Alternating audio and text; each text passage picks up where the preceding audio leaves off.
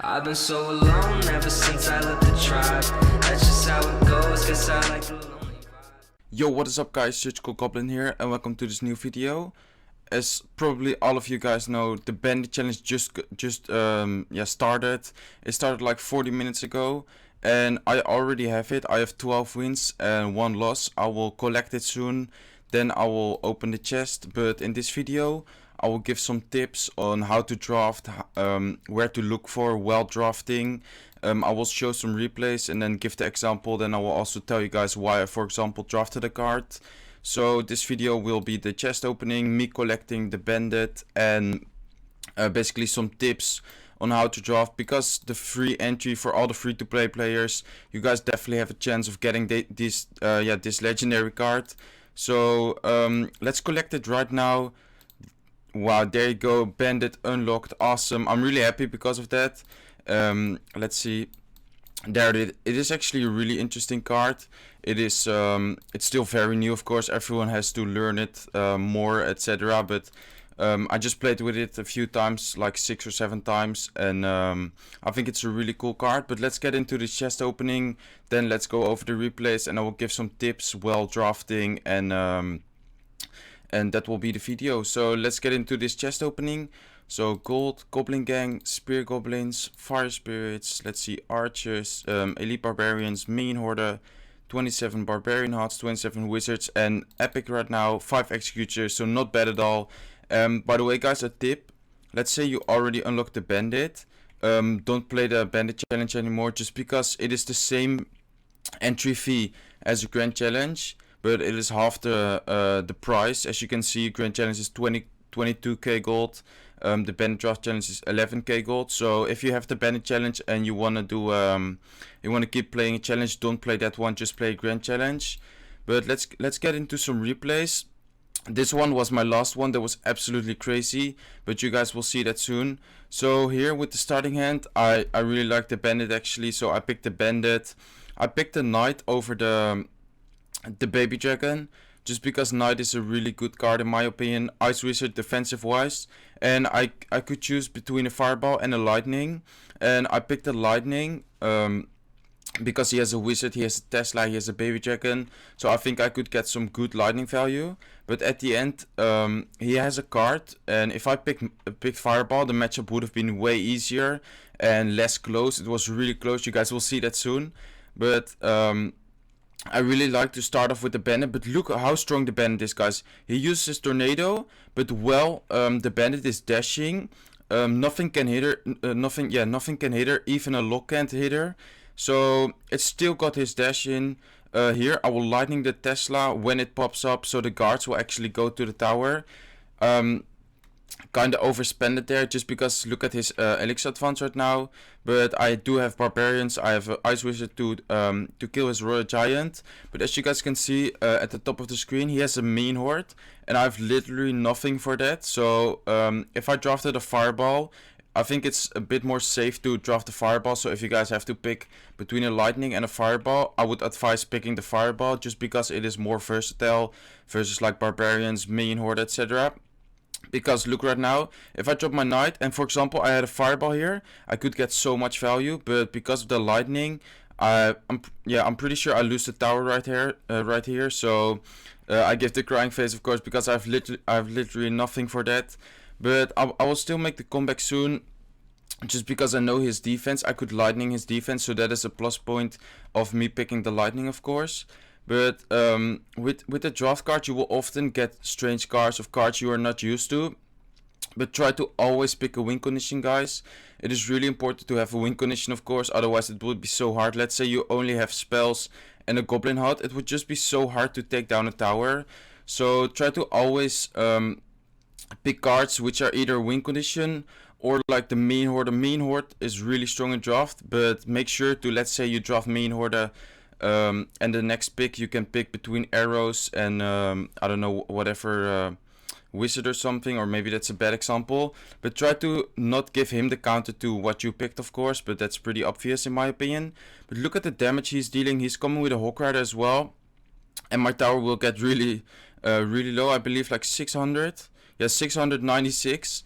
I know that I need to make moves right now. Still 30 seconds left. I know that he has a Fireball and a Royal Giant, so I actually force him to defend that. And not the E-Wiz, the Ice Wizard is actually doing a really good job at defending. Look at that with the Knight and the Guards. His tower is down to 652.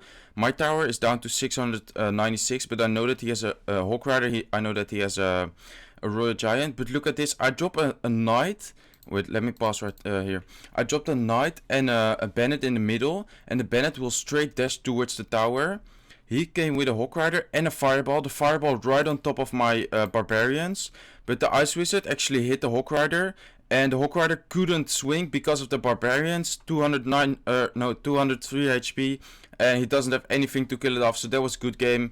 At that moment I had 12-1. I believe I'm one of the first people to get 12-1, because when I watched some streamers, they were still at like 9 wins and 0 losses, just because I 3-crowned a lot of players. As you can see, 3 crowns. So let's get into 2 more replays, and that will be the episode. But I hope you guys could learn from the tips, like pick always a win condition, as I said before. Try to pick cards which can help you a lot, but try to not give your opponent the counter. Because, for example, here the Goblin Hut and the Expo, I was thinking about this for quite a few seconds, but I actually ended up picking the Expo just because I know that Expo countered my deck, so I didn't want to give him the counter.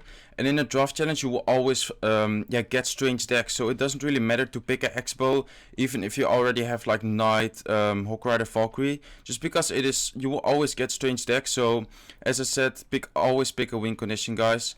I saw that he gave me minions, and I think he gave me double minions. I'm not sure about that. But I'm just dropping my Hawk Rider with minions behind it. Look at the damage, already over 1000 damage. His princess, I can just drop a Knight on top.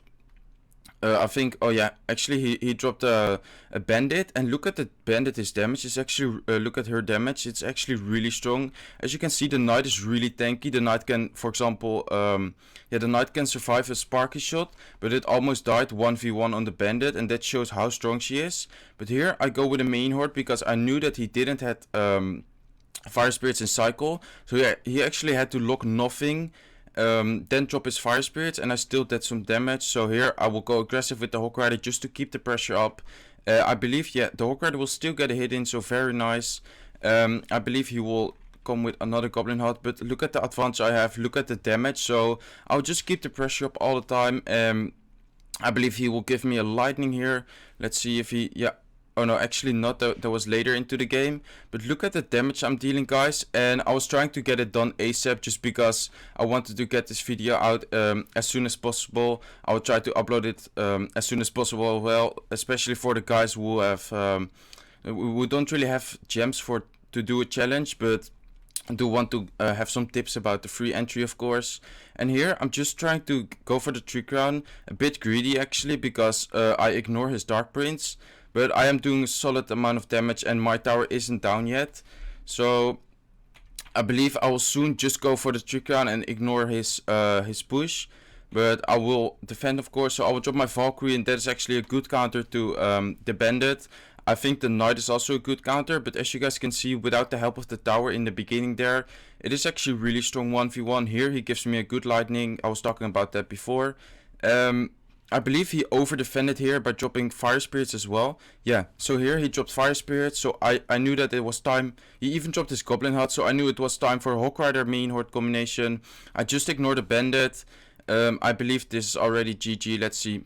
Yeah, definitely GG. Spear Goblins, minions, etc. So that was a really good game. As you guys can see, I drafted the Hawk Rider, which is a win condition, but also the Expo, just because I didn't want to get counter decked. Let's get into one more replay, and that will wrap up the video. I hope you guys enjoyed the chest opening and me unlocking the Bandit. Pretty cool. I will definitely try to find cool decks with it. And here I actually picked the Electro Wizard over the Bandit, just because I like the combination of the Electro Wizard and Lumberjack on defense. I believe I picked that before, or my opponent gave me that, and that was super strong. But this deck I'm playing right now is actually legit. I have a Hawk Rider deck. I'm not sure if he picked a Balloon over the Hawk Rider, but I actually have a really good deck right now. You guys will see that soon. bit of a strange starting hand, but I decided to drop a lumberjack in the back. And here he goes with a balloon. Interesting. I'd rather see the balloon placed at the bridge because of the surprise effect. You need to react really quick. But I can just drop my minions on top. I believe the Ice Golem will actually do a good job at stopping the Bandit. Yeah, there you go. The Ice Golem is actually a good tank for the Bandit. The Bandit is 3 elixir. The Ice Golem is 2 elixir. Here I drop a Fireball. And like 0.1 seconds later he dropped the Skarmy. But the Ice Golem will still clean that up. Unfortunately the Fireball didn't hit them. Otherwise my hook would deal more damage. But at this moment I knew that I gave, for example, the Witch, and he already showed me cards like the Princess and the Balloon. So I knew that my deck was pretty strong versus his. So I believe I would just cycle to another Lumberjack, just because I know that he actually places his Balloon. So I go with another Lumberjack, and look at his look at his hand right now. He could have dropped his Witch actually. I'm not sure why he didn't drop it. But I will drop my minions right now, and I believe he actually rage quits or he disconnects. I'm not sure, but I believe I'll just I would just go for it. The rage spell is still there from the lumberjack, so I go with a hook rider. I'm not sure if this guy rage quit. I'm not sure if he disconnected or whatever. But I didn't really care because I was going for the bandit, of course. I was really tryharding. I was focused a lot. The reason why I didn't record this live, by the way, is just because my Wi-Fi isn't that stable, and I didn't want to risk it from disconnecting while recording. Paying attention, trying to focus while recording is also pretty hard. So that is why I'm going over the replays, and I'm giving you tips later on. I did do the chest opening live and unlocking the bandit. There you go. Here you guys can see the stats. I want to wish you luck if you didn't try the challenge yet and you're going to try it now. Best of luck. I hope you guys enjoyed this episode. A bit of a short one, but still a very cool one, of course. I'm very excited for this card. I hope to see some really cool decks with it. I will try to make, I think, a minor control deck with this, but we will see, guys. As always, don't forget to like, don't forget to subscribe, and I hope to see you in one of my next videos. Bye.